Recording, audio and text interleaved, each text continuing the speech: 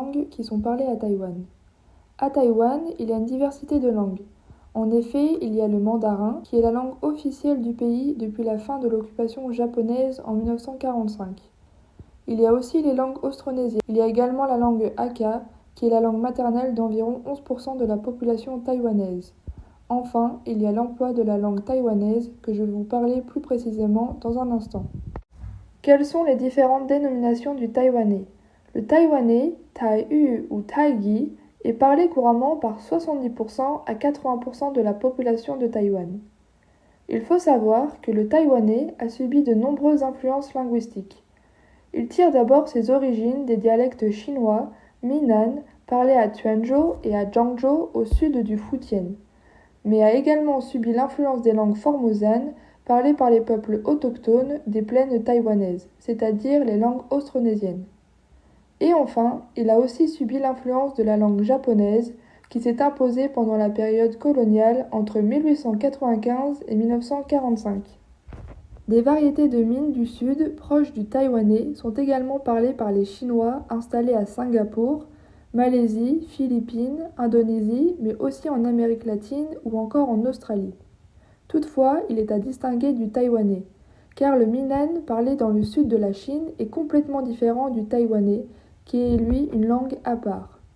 De plus, le taïwanais est aussi à distinguer de la variété de chinois standard parlé à Taïwan. Je vous conseille d'apprendre le taïwanais.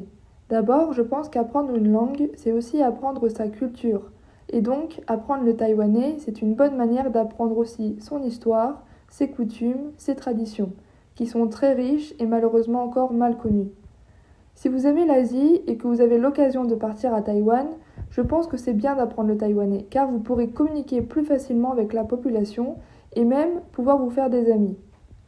Je pense aussi qu'il est très important de pouvoir conserver la langue taïwanaise qui constitue l'identité de Taïwan. Ainsi, apprendre le taïwanais, c'est faire en sorte qu'elle ne disparaisse jamais.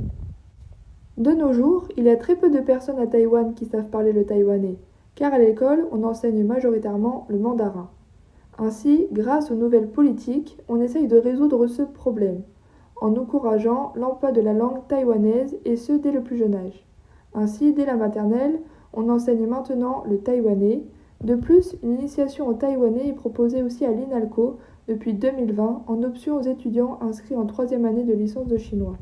Maintenant, je vais vous parler de mon ressenti sur la particularité du taïwanais.